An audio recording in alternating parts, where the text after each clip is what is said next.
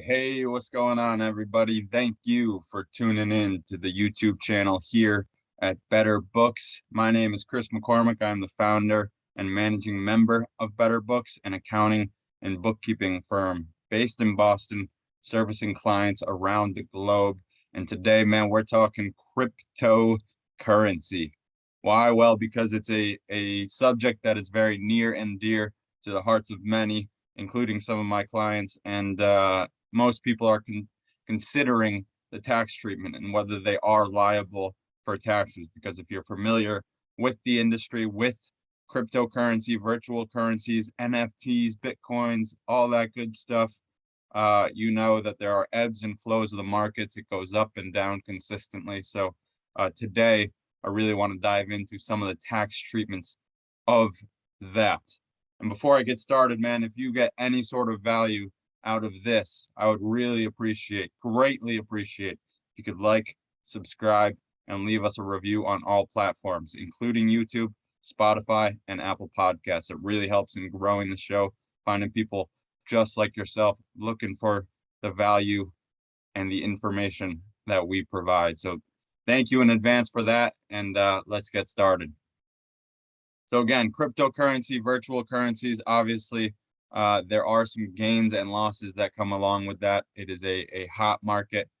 As of today, it will continue to be so.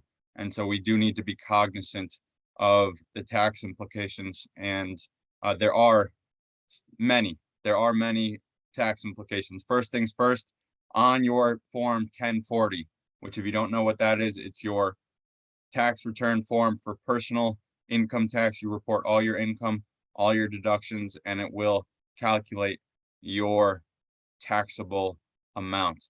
And so on that form, you have to, in 2021, you have to disclose whether you sold, exchanged, or otherwise disposed of any financial interest in any virtual currency. And this is new. In 2020, it asks if you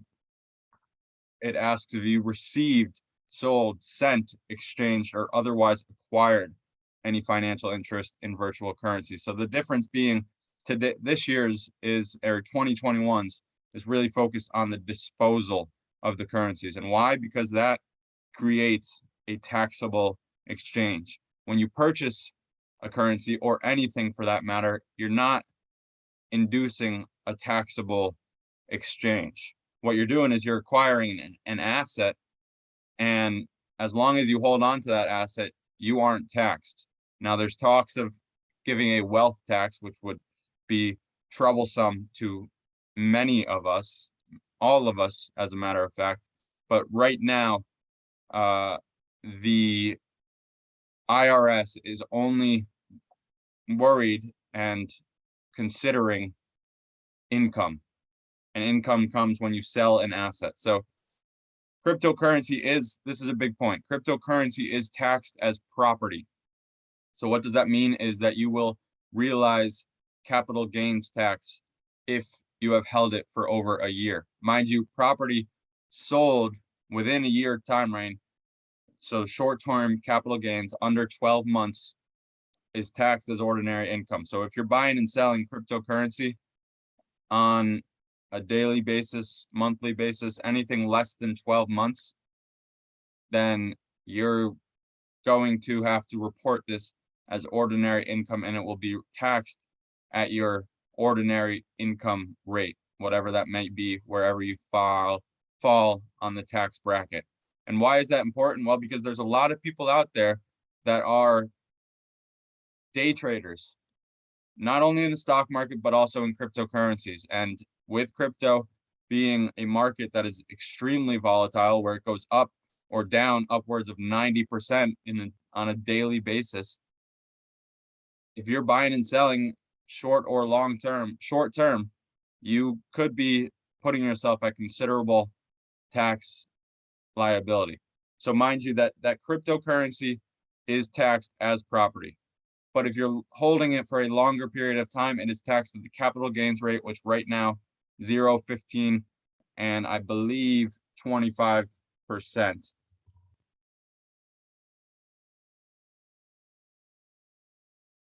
Sorry, 20%. So there's talk of that.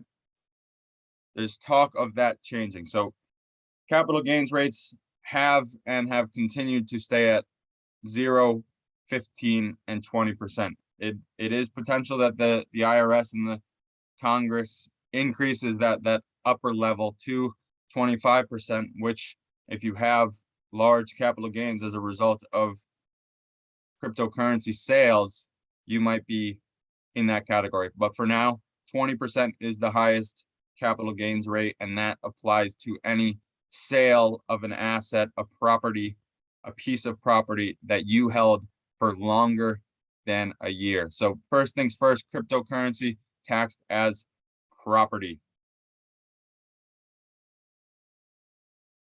And like I said, that involves capital gains or losses when sold. So if you lost money exchanging cryptocurrency, you can recognize a capital loss. And what that does, it gives you the ability to, yes, decrease your income to a certain amount, but there is a cap on there is a floor on that.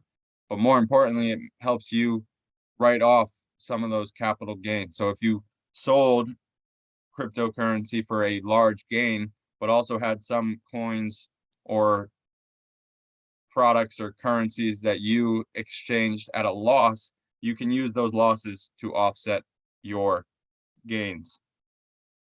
Now, I know a lot of people out there like to mine cryptocurrency. It's another form of generating income from this incredible market. And so one thing the IRS has put forth is that mining cryptocurrency is taxed as ordinary income, which means you will be taxed at your self-employment rate, and then it will flow through to your personal income tax. So you will have to pay Social Security, Medicare, and self-employment tax on your ordinary income generated from mining cryptocurrency. Now, bear in mind that because you are in business of mining cryptocurrency, you now have potential deductions such as your electric bill, the equipment that you use to mine the cryptocurrency. So while it will be taxed as ordinary income as a self-employed individual, you can also use some of the expenses that you incur to mine the cryptocurrency to write off some of that income. And as always, be sure to speak with your tax professional about this. If you do not have a tax professional, feel free to reach out to the team here at Better Books. We would be happy to help you in any way because we know that it can be confusing.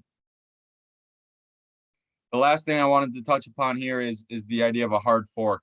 And if you're not familiar with the cryptocurrency world, well, a hard fork is similar to a